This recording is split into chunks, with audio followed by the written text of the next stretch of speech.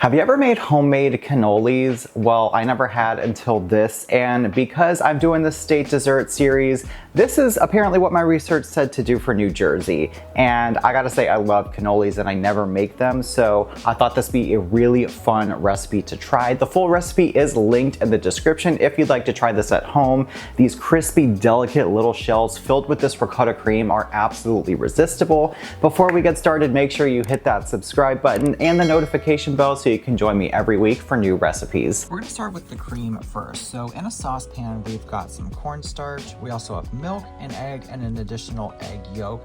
We're gonna whisk this together along with some sugar and then turn on the heat. So since this is a cooked custard, you wanna pay attention to it and whisk it pretty much constantly over a medium heat, just to prevent the eggs from scrambling.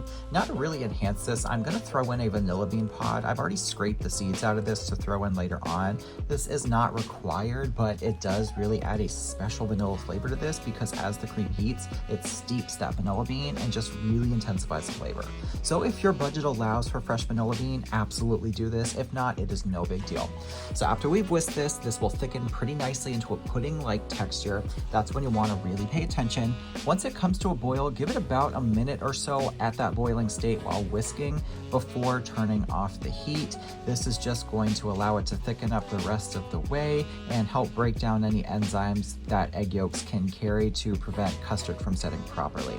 So off the heat, we're gonna fish off the vanilla bean, do a spoon test to make sure this custard coats it really nicely, and then we're gonna go in with the vanilla bean that we scraped out of that pod. We're gonna add that in at this point, along with just a touch of cinnamon. Not a lot. You don't want this to taste like cinnamon, but have that tiny hint of it in there.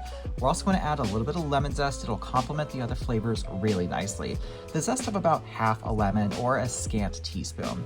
Off the heat, we're going to whisk this in until nicely combined, and then we're going to go ahead and put this in a bowl, cover with plastic, and make sure that plastic touches the surface of the custard so a skin doesn't form.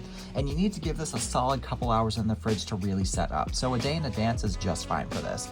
For the cannoli dough, in a food processor, we've got all-purpose flour, pinch of salt, and a little bit of unsalted butter that is softened. And we're gonna process this on a medium speed. If you can figure the lid out, sometimes I can never figure that dang thing out, until the butter just disappears into the flour. And then while the food processor is still on, we're gonna pour in some cold water and give this about 2 minutes mixing in the food processor. And you'll notice after it's done, when you try and remove the blade from the mixer, it'll have a stringy-like texture. That's what you're looking for. It is a sticky dough, just keep that in mind. Transfer to a greased bowl covered with plastic and give this about 2 hours at room temp to rest, or if your room temp is a bit cooler, you can leave it up to 24 hours in advance as well. So once the dough is rested, we're going to roll it out to a 1/16 of an inch thick with a lot of flour because it's sticky, brush the surface with egg whites and fold in half and roll out again.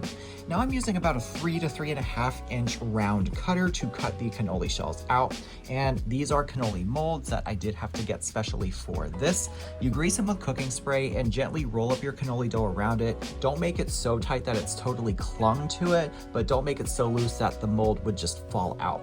You need a happy medium there. And brush the whatever tip is gonna seal the cannoli shell with some egg white to help it seal.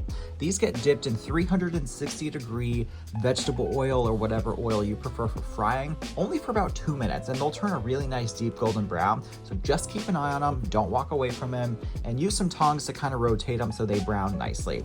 Now you do want to try and remove those molds pretty quickly after they come out of the fryer because they can stick if you let them cool too much. Just use tongs, it's a little bit easier. That custard that was in the fridge, we whisked to lighten it up, folded in ricotta cheese, and all that's left is to just pipe the gorgeous filling in those cooled cannoli shells. And y'all, this is something so delectably dreamy. It is really worth the effort. They are so delicious and so delicate. Now, while these have a little bit of work involved, I have to say it is actually really, really worth it because you've got that crispy, airy, light, delicate shell of the cannoli, and then that really rich, delicious cream in the middle with the ricotta, the vanilla bean. It is absolutely irresistible. I've already had about 4 of these, and it's gotten pretty ugly, so I need to stop. Once again, the recipe is linked in the description, so make sure you go check that out so you can make these at home. Make sure you like, comment, subscribe, all that good stuff. Thank you guys so much for watching, and I'll see you next time.